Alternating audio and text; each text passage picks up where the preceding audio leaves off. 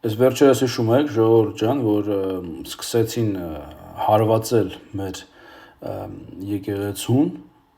այսպես, ու ասացին, որ իբր թե մենք որոշ տեղերում, Ռուսաստանում կամ Վրաստանում կամ մի քանի այլ երկրներում ու ավելացրել ենք ուղղափառ բառը մեր եկեղեցու անվանման մեջ եւ դրանով իբր թե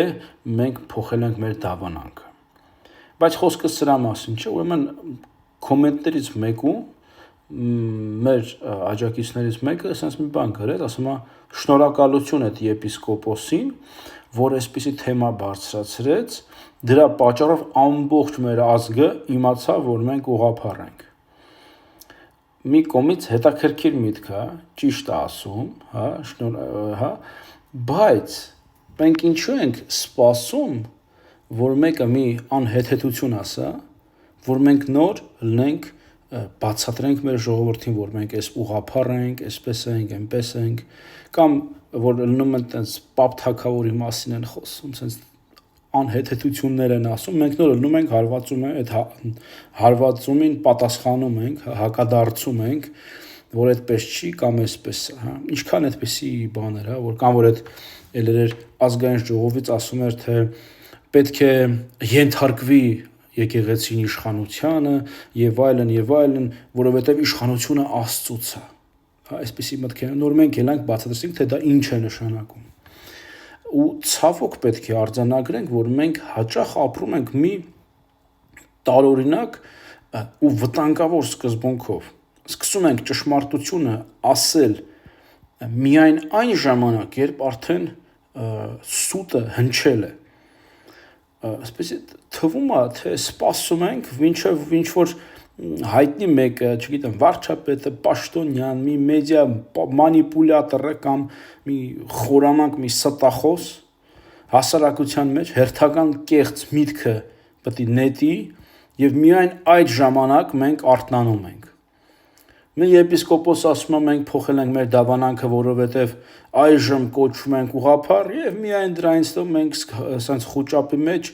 սկսում ենք մարկանց բացատրել, համոզել, թե ինչ է իրականում ուղղափառությունը նշանակում եւ իրականում թե ինչ է նշանակում եկեղեցի այդ անունը։ Իշխանությունից մեկը ասենց պատմությունը աղավաղում է, չգիտեմ, պապ թագավորի մասին, մենք անմիջապես սկսում ենք ապացուցել, թե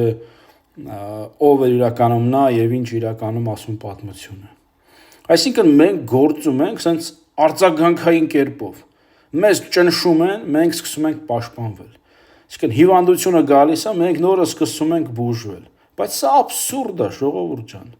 Ժամանակակից բժշկությունը վաղուց հասկացել, որ չի կարելի սпасել մինչև մարդը հիվանդանա, նոր սկսես բուժվել։ Այդ պատճառով զարգանում է ուրեմն պրևենտիվ մեդիցինան, այսինքն կանխարգելումը, առողջ սնունդը, սպորտը,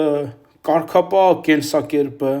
բժշկական զննումները, ամեն ինչ արվում է նրա համար, որ հիվանդությունն ընդհանրապես կյանք չմտնի, քո կյանքի մեջ, որ չհիվանդանաս դու այս կամ այն հիվանդությունից։ Եվ նույնը պետք է լինի հոգևոր դաշտում։ Մենք չպիտի սպասենք մինչև հերթական վարչապետը կամ եսիմինչ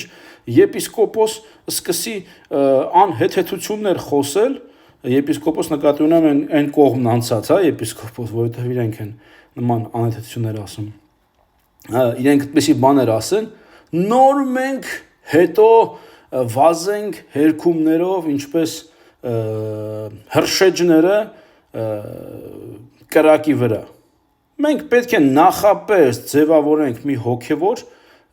իմունիտետ մեր մեջ, մեր ընտանիքներում, մեր ժողովրդի մեջ, որպեսզի նման անհեթեթություններ նույնիսկ չմտածի մեկը նման անհեթեթություն ասի, որովհետև մենք այնքան ենք մեր ժողովրդին դաստիարակել, քարոզել, բացատրել, որ իրենք նման բաներ լսեն միանգամից կասեն, այս մարդիկ գժվել են, այս ինչ են ասում։ Ու դա կոչվում է հոգևոր կանխարգելում։ Դա կրթությունն է, կատեխիզացիան է, քարոզն է, հավատքի պարզաբանումն է, եկեղեցու պատմությունն է, Աստվածապաշտության իմաստը, դոգմատիկայի հիմքերը, դավանանքի հիմքերը, դա զրույցներ են ընկերների ու ծանոթների հետ, աշխատանք երիտասարդության հետ, այսինքն ճշմարտության մշտական հաստատումը ոչ միայն տաճարում, այլ նաև հասարակության մեջ։ Պետք է այնպիսի հասունության, հոգևոր հասունության աստիճանի հասնենք, որ սուտը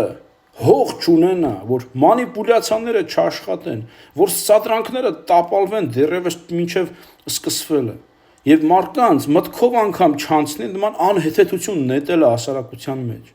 որովհետեւ նրանք նախապես գիտեն ժողովուրդը դա չի մարսելու, դա կուլ չի տա ժողովուրդը։